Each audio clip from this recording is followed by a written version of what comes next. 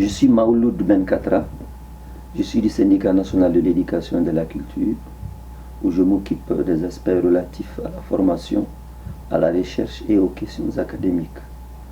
Mais en même temps, je représente le même syndicat au niveau de la coalition des organisations de la société civile pour l'éducation, dont nous sommes membres fondateurs, faudrait-il le rappeler, grâce à un vaste programme que l'International de l'éducation a développé au niveau de notre pays.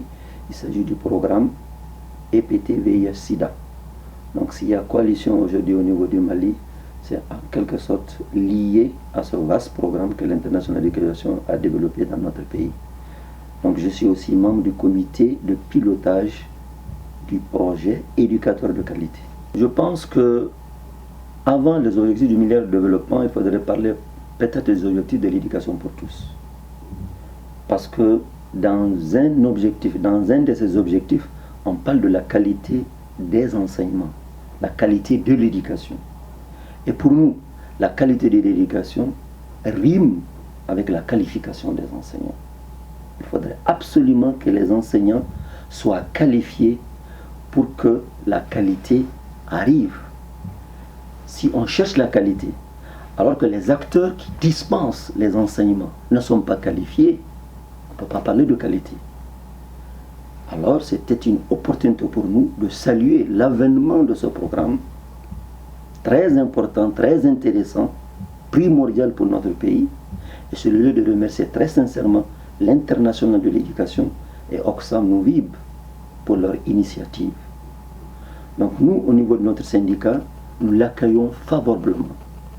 Et nous pensons que nous allons mobiliser les acteurs que sont les enseignants, comme je te l'ai dit tout de suite.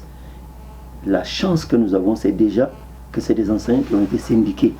Et ils ont leurs représentants dans le bureau national. Donc ça veut dire que la mobilisation auprès des enseignants, qui à leur tour doivent mobiliser les communautés, c'est déjà un atout majeur pour la réussite du programme. Les activités que nous allons mener, ce sont des activités de plaidoyer, de communication auprès de nos membres, notamment des enseignants des écoles communautaires, auprès de leur comité de gestion scolaire, les administrateurs communautaires qui gèrent ces écoles, auprès aussi des collectivités territoriales qui, dans le cadre de la décentralisation, gèrent également ces écoles communautaires.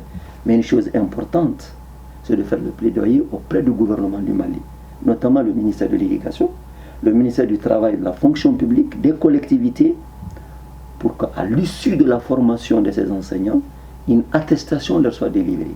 Parce que de ces enseignants qui sont dans le circuit, mais qui n'ont aucun diplôme. Donc il faut qu'on valorise la formation qu'on va leur faire, en leur donnant une attestation, et on ne s'arrête pas là.